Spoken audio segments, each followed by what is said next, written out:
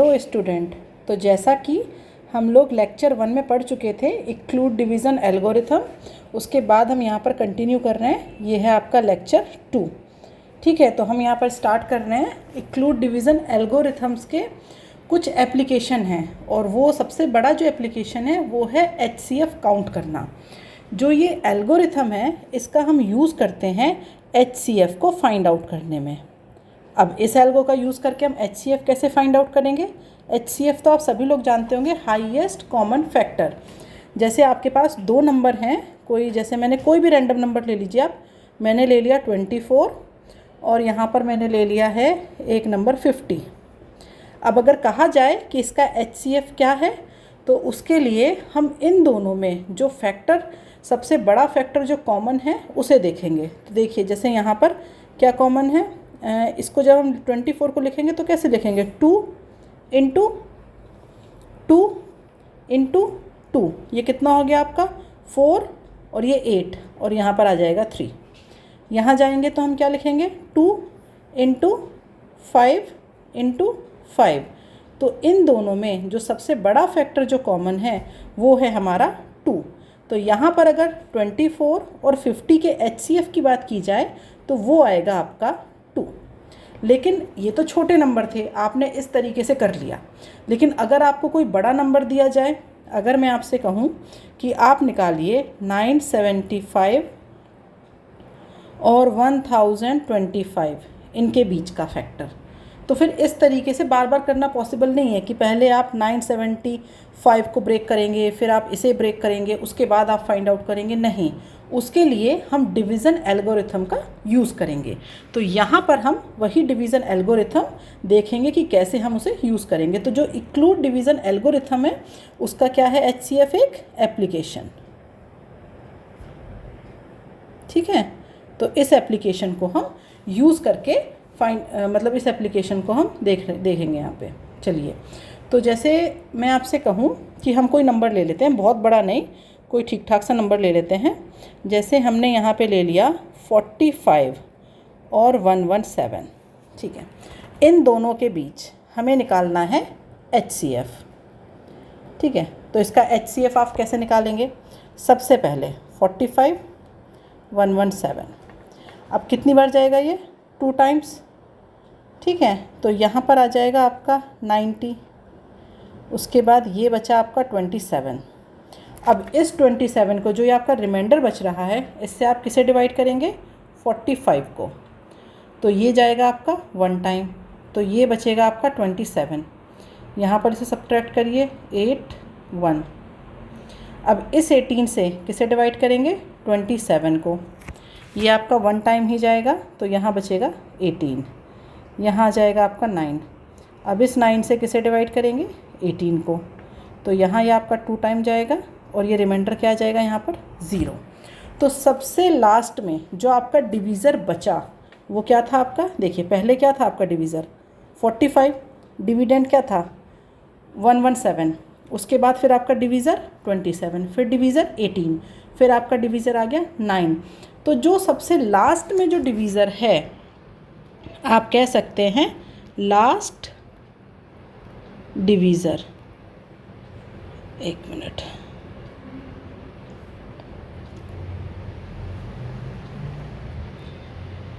Last divisor. तो जो आपका लास्ट डिवीज़र है वो क्या है यहाँ पर? 9। तो यही लास्ट डिवीज़र क्या हो जाएगा आपका? HCF। तो HCF फाइंड आउट करने के लिए आपने किसकी हेल्प ली? किसकी हेल्प ली? इंक्लूड डिवीज़न एल्गोरिथम्स की। तो इसकी हेल्प से, क्योंकि हमें पता है ये एल्गो बताती है कि किस तरीके से हमें नंबर्स को डिवाइड करना है। डिवाइड करने के लिए जो आपका क्वोशिएंट होगा वो यूनिक होगा। ये आपके क्वोशिएंट हैं, ये रहे, ये हमेशा, ये और रिमाइंडर हमेशा यूनिक होंगे, और इस तरीके से हम डिवाइड करेंगे। तो यहाँ पर आपने 45 और 117 का HCF देखा।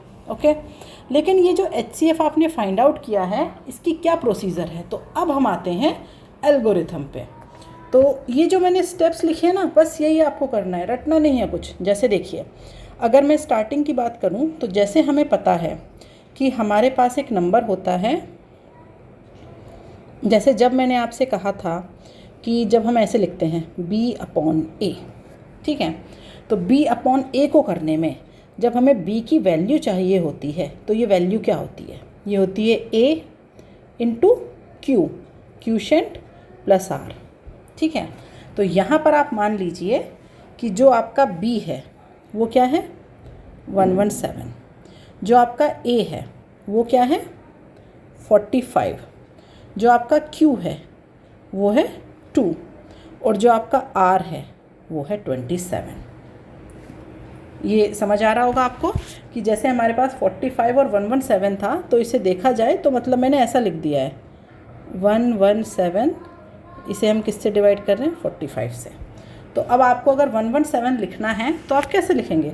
117 is equal to 45 multiply by 2 plus 27, इसी तरीके से लिखेंगे ना। अब जो नेक्स्ट है वो अब हमारा क्या हो जाएगा? जो हमारा b है अब उसकी वैल्यू क्या हो जाएगी? पहले 117 थी लेकिन अब उसकी वैल्यू क्या हो जाएगी 45, ठीक है। तो यहाँ पर जो हमारा b है वो अब चेंज हो गया है, b की वैल्यू अब दूसरी होगी, ठीक है। तो यहाँ पर हमने b लिया था a को, तो अब a क्या हो जाएगा हमारा? यहाँ पर देखिए ये जो है हमारा, ये अब हमारा b है, ठीक है। तो अब इसमें किसका मल्टीप्लिकेशन होगा?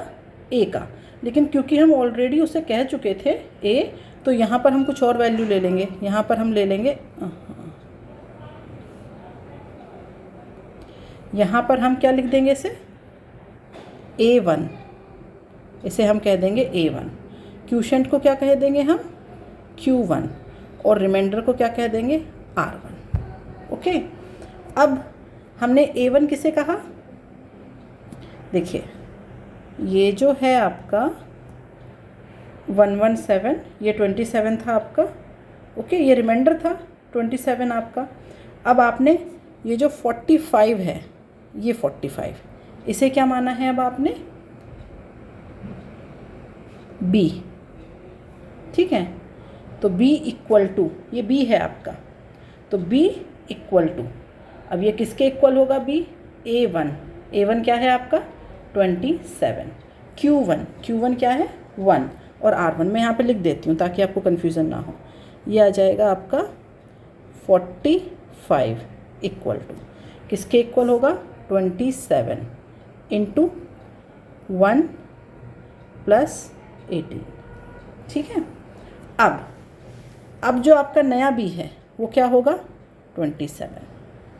तो अब ये जो b a ये तो हो गया, अब ये क्या है आपका 27, यहाँ देखिए 27 है आपका क्या a1, तो यहाँ पर हम आ जाएंगे तो अब हम लिखेंगे a1 इक्वल टू, अब हम उसे नया नाम दे देंगे, ये हो जाएगा a2 q2 प्लस r2, ठीक है। तो अब यहाँ पर a1 कितना है आपका 27 इक्वल टू a2 क्या है अब आपका यहाँ पर जिससे डिवाइड कर रहे हैं 18, q2 क्या है 1 और r2 क्या है 9। अब फिर से नई इक्वेशन, तो अब हम पहले हमने b लिखा था, b में देखिए यहाँ डिवीज़र a था, नेक्स्ट में हमने a लिखा, डिवीज़र a1 था, फिर हमने a1 लिखा, डिवीज़र a2 था। अब हम लिखेंगे a2 और डिवीज़र क्या होगा यहाँ पर a3 q3 प्लस r3। तो देखिए अब आपका a2 क्या हो जाएगा 18, तो यहाँ पर हम लिखेंगे 18 इक्वल टू, कैसे करेंगे इसे 9 मल्टीप्लाई बाय 2 प्लस रिमाइंडर कितना है 0।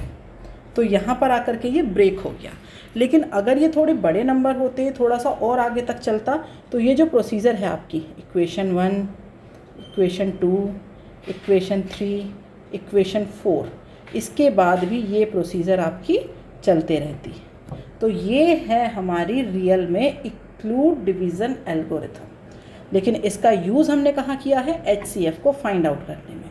तो जब हम HCF फाइंड आउट करते हैं इस तरीके से, देखिए मेन प्रोसीजर ये होती है हमारी, ठीक है, ये हमारी मेन प्रोसीजर है। एक मिनट, इसे मैं किसी और कलर के पेन से कर देती हूँ।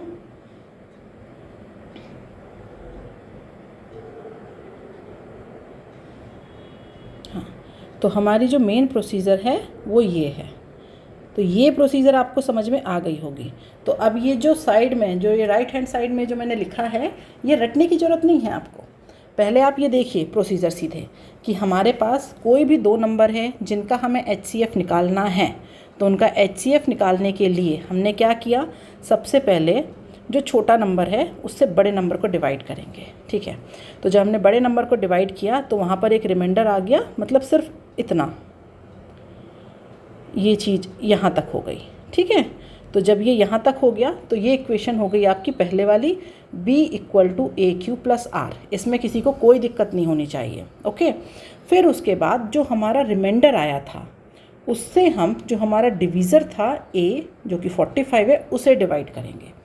तो अब ये जो रिमाइंडर था ये बन जाएगा डिवीज़र, जो हमारा डिवीज़र था वो बन गया डिविडेंड। बस इतना सा करना है, उसके बाद आगे प्रोसीजर होती रहेगी। तो यहाँ पर जो ये हमारा रिमाइंडर है r, इसको बना दिया हमने डिवीज़र, इससे हमने डिवाइड किया जो हमारा डिवीज़र था, अब वो डिविडेंड बन चुका है, उसे हमने डिवाइड किया, फिर हमारा क्वोशिएंट और रिमाइंडर आया। अब जो नया हमारा रिमाइंडर आया वो क्या बन गया, हमारा डिवीज़र, और जो पहला डिवीज़र था वो बन गया डिविडेंड। इसी तरीके से ये प्रोसेस चलती रहेगी, तो हमें यहाँ पर ये इक्वेशन मिलती रहेगी। तो ये इक्वेशन लिखने के लिए आपको इन्हें रटने की ज़रूरत है ही नहीं, ये प्रोसीजर करिए और फिर वहाँ से ये इक्वेशन लिखते रहिए। ठीक है, तो ये आपको क्लियर हो गया होगा। तो ये था हमारा इंक्लूड डिवीज़न एल्गोरिथम। अब हम बात करते हैं कुछ मतलब छोटे छोटे से एप्लीकेशन है कि किस तरीके से हम चीज़ों को मेंशन करेंगे, बस उस बारे में है, वो मैं अभी आपको बता देती हूँ। पहले ये हटा दूँ मैं,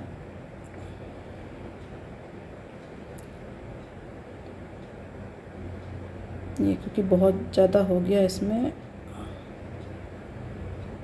बस ठीक है। हाँ, तो अब हम बात करेंगे कुछ और एप्लीकेशन है इसके। जैसे आप जब भी इस चैप्टर में बात करेंगे, जब हम न्यूमेरिकल पे जाएंगे तो वहाँ पर आपको बहुत सारी टर्म्स दी होंगी। कई बार ऐसा दिया होगा कि कोई नंबर है वो 2 से डिवाइड हो रहा है, कोई नंबर 3 से डिवाइड हो रहा है, तो हम वहाँ पर उस समय पे उन नंबर्स को लेंगे कैसे। जैसे जब आपकी बात आएगी कि कोई इंटीज़र है, ठीक है, तो जैसे कोई भी इंटीज़र ले लिया,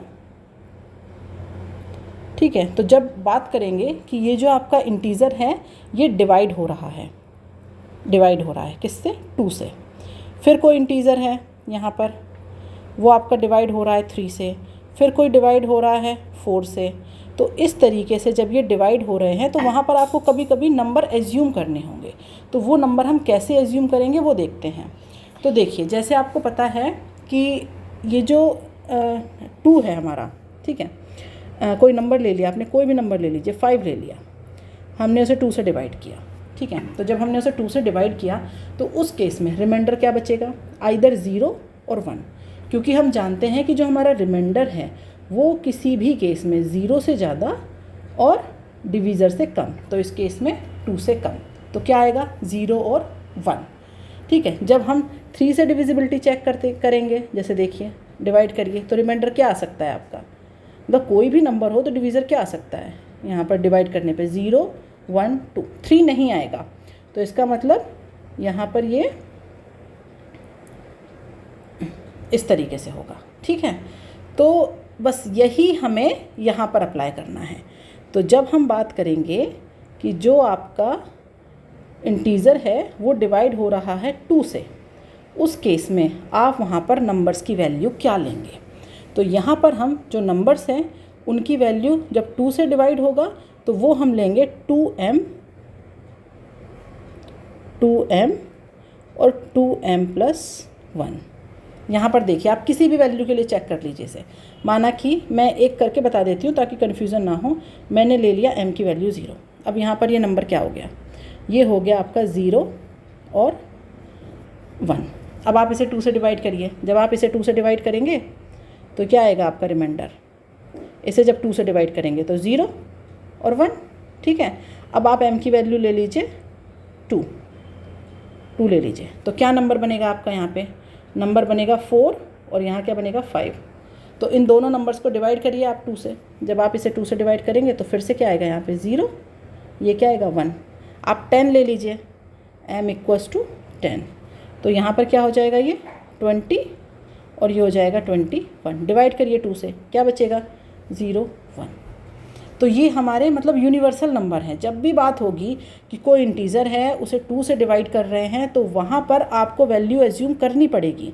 तो उसका जो एजम्पशन है वो हम इसी तरीके से करेंगे कि जब 2 से डिवाइड होगा तो 2m और 2m+1, और उसके पीछे का पूरा प्रोसीजर मैंने आपको बता दिया। अब अगर हम कहें कि 3 से डिवाइड करेंगे तो उस केस में क्या होगा, तो कुछ नहीं, बस सिंपल हम 3 से डिवाइड करना है। तो यहाँ पे हम लिखेंगे 3m+1 और 3m+2। जब 4 से डिविजिबिलिटी की बात आएगी तो ये हो जाएगा 4m+1, 4m+2, 4m+3। देखिए रटना कुछ नहीं है, इसे सिर्फ समझना है। जब 2 से डिवाइड करेंगे 2 ही टर्म होंगे। क्यों होंगे 2 टर्म? क्योंकि इतना तो पता है ना आपको कि जब 2 से किसी नंबर को डिवाइड करेंगे तो आपका जो रिमाइंडर है वो क्या बचेगा, आइदर 0 और 1। 2 या 2 से बड़ा नहीं होगा, तो यहाँ पर 2 टर्म आ गए। ठीक है, 3 से डिवाइड करेंगे तो 0, 1, 2, यहाँ पर 3 टर्म्स हैं। 4 से डिवाइड करेंगे तो 0, 1, 2, 3, तो यहाँ पर 4 टर्म्स हैं। लेकिन स्टार्टिंग कहाँ से करनी है, 2 से है, तो 2 का मल्टीप्लिकेशन करो m में, तो आगे आपका 2m, तो नेक्स्ट क्या हो गया 2m+1। 2 ही टर्म तक जाना है। 3 से करेंगे तो 3 से मल्टीप्लाई करिए m को, फिर +1, +2, और ऐसे ही आप 5i मतलब i / 5 मतलब जहाँ तक जाना चाहूँ। 10 से डिविजिबिलिटी है तो क्या हो जाएगा 10m, और कहाँ तक जाएगा ये आपका 10m+9। 10 टर्म्स होंगे टोटल। ओके, तो ये आपको समझ आ गया होगा। इसके बाद हम बात करते हैं एक HCF की ओर। यहाँ पर एक और मतलब आप पढ़ेंगे, एक और मतलब इक्वेशन है जो आपको पता होनी चाहिए। देखिए क्या होता है कि जब हम कोई नंबर है हमारे पास, एक नंबर है A और एक नंबर है B। मैंने आपसे कहा कि इनका HCF निकालिए, तो आपने इनका कोई भी HCF निकाल दिया। जैसे कोई भी नंबर ले लीजिए, जैसे आपने A और B, मैंने आपको दिया 2 और 10। मैंने आपसे कहा इसका HCF निकालिए, तो क्या होगा इसका HCF 2, इससे बड़ा तो हो ही नहीं पाएगा। तो इसका जो HCF है वो हो गया 2। लेकिन अब मैं आपसे कहूँ कि इन्हें एक इक्वेशन के फॉर्म में लिखिए। ये जो आपका HCF है इसे आप इक्वेशन के फॉर्म में लिखिए, और वो इक्वेशन क्या होगी ax + by। मतलब यहाँ पर तो आएगा 2, क्योंकि a और b का HCF क्या है 2। यहाँ पर क्या आएगा, a की वैल्यू है 2 और b की वैल्यू क्या है आपकी 10। अब यहाँ पर आपको फाइंड करनी होती है x और y की वैल्यू। तो x और y क्या आएंगे यहाँ पर, तो मैं सपोज़ कर रही हूँ, माना कि जो हमारा x है, ठीक है, तो जो हमारा x है वो आपकी कोई भी टर्म ले ली मैंने अभी, क्योंकि मैं सॉल्व नहीं कर रही हूँ, मैं सिर्फ आपको एक अंदाजे से बता रही हूँ। तो माना कि मैंने ले लिया कि यहाँ पर जो x है वो है हमारा 10। तो अब देखिए ये क्या हो गया आपका 2 = 20 + 10 नहीं हो सकता, यहाँ पर हमें 2 चाहिए। तो उस केस में y मैंने क्या ले लिया, y ले लिया मैंने -9, सॉरी -9 नहीं, एक मिनट,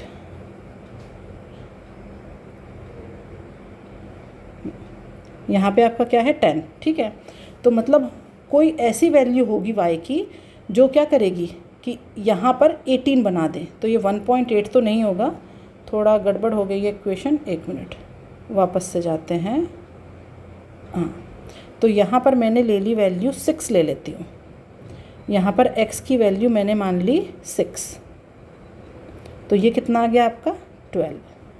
अब y की वैल्यू मैं क्या ले लूँ, y की वैल्यू ले ली मैंने -5। ठीक है, -1 सॉरी -1,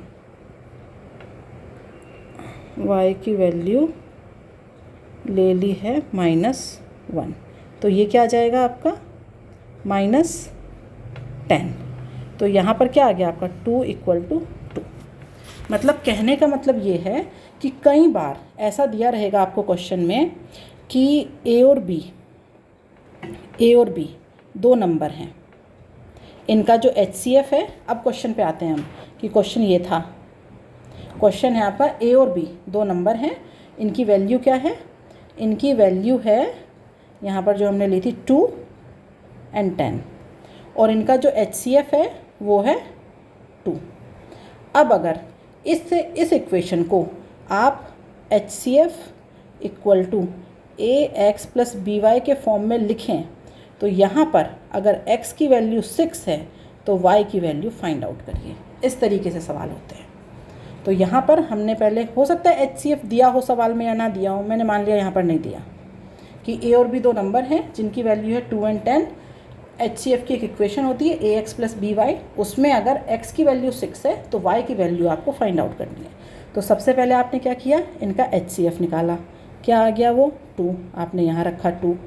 उसके बाद A की वैल्यू आपको पता है 2, B की वैल्यू रख दिया आपने, क्या है वो यहाँ पर, सॉरी x की वैल्यू क्या है 6, प्लस B की वैल्यू कितनी है 10, y की वैल्यू हमें निकालनी है तो y हमने ऐसे ही रख दिया। तो ये क्या आ जाएगा आपका 2 माइनस 12 इक्वल टू 10y। तो ये आ गया आपका -10 इक्वल टू 10y। तो y यहाँ पर आ गया आपका -1, जो कि हमने यहाँ पर एज्यूम किया था। तो अब आपको ये चीज़ समझ में आई होगी। तो ये इक्वेशन कई बार आ जाती है कि इस फॉर्म में आपको सिर्फ नंबर दिए होंगे, HCF आपको निकालना पड़ेगा, x और y में से किसी एक टर्म की वैल्यू आपको दी होगी और दूसरा आपको निकालना होगा। ठीक है, अब हम आते हैं नेक्स्ट टॉपिक पे। नेक्स्ट हमारा क्या है कि एक छोटी सी थ्योरम है।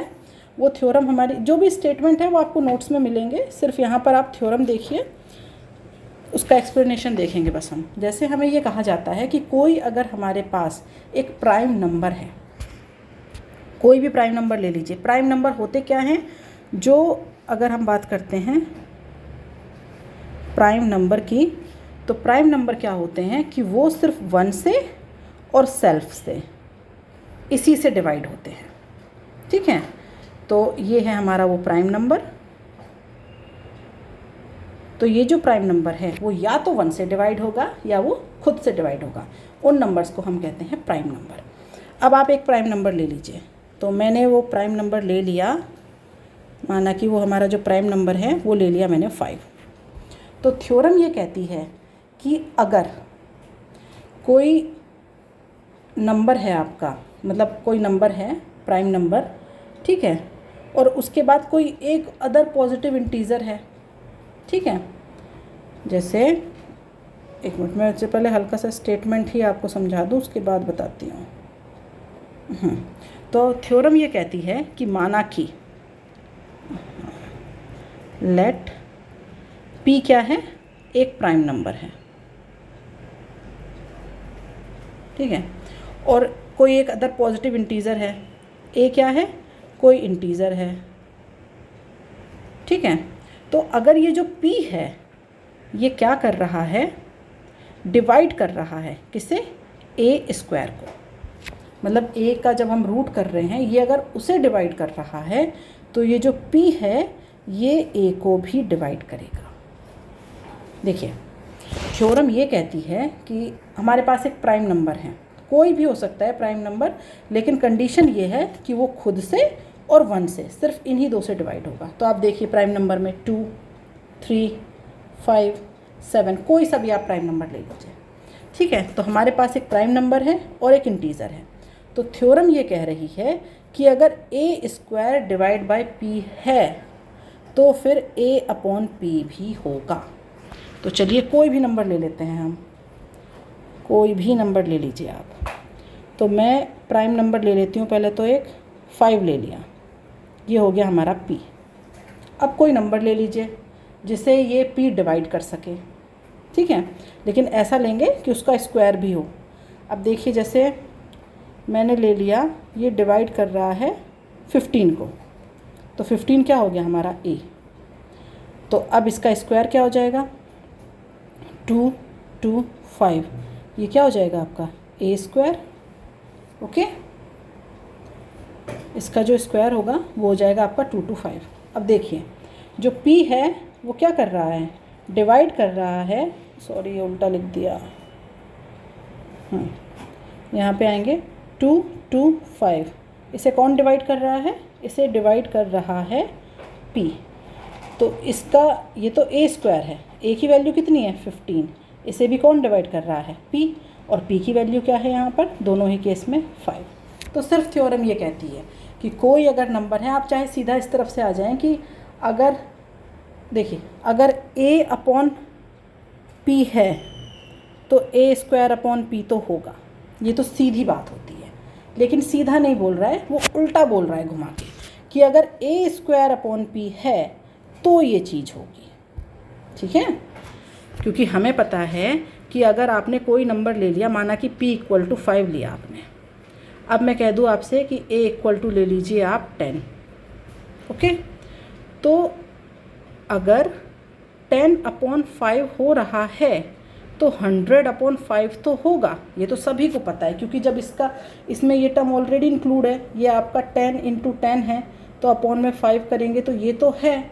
लेकिन वो ये नहीं कह रहा है, वो उल्टा कह रहा है कि अगर a स्क्वायर अपॉन p होता है तो a अपॉन p भी होगा। लेकिन ये किस केस में है? प्राइम नंबर के केस में। नॉर्मल नंबर्स के केस में हम नहीं कह सकते। नॉर्मल, एक एग्जांपल नॉर्मल वाला भी लेके देख लेते हैं। चलिए एक नंबर ले लीजिए, विदाउट प्राइम नंबर लेते हैं, 4 ले लिया। ठीक है, तो 4 जो हो गया वो हो गया हमारा p। अब कोई नंबर लेते हैं, क्या ले लें? 6 ले लेते हैं। चलिए, नहीं 6 तो डिवाइड नहीं करेगा ये। 8 नहीं, वो डिवाइड हो जाएगा। कोई नंबर सोचिए, 100 भी नहीं, 12 लेकर के देखते हैं। तो हमने यहाँ पर जो a है इसको सीधा सीधा लिखती हूँ मैं, हमने ले लिया p इक्वल टू 4 और a की वैल्यू ले ली है 12। तो यहाँ पर a स्क्वायर कितना हो जाएगा? 144। अब डिवाइड करके देख लीजिए।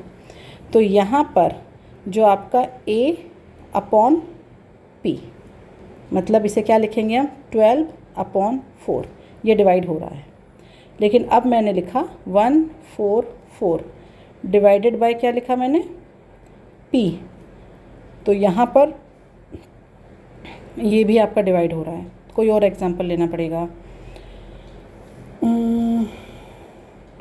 चलिए p की वैल्यू ले लेते हैं 6। ठीक है, मतलब ये प्राइम नहीं है, सॉरी, मैं इसे p लिख रही हूँ ना, मैं इसे b कर देती हूँ, नहीं तो आपको लगेगा कि ये, या फिर डैश लगा देती हूँ, ये प्राइम नहीं है। Okay, not prime. तो p की वैल्यू ले ली 6। तो यहाँ पर जो आपका, अच्छा डिवाइड करेंगे तो फिर प्राइम लेना पड़ेगा इसे। ओके, 6 से कोई बड़ा नंबर लेना पड़ेगा हमें। 6 से बड़ा नंबर ले लीजिए। 6 से बड़ा नंबर यहाँ पे 8 ले लें।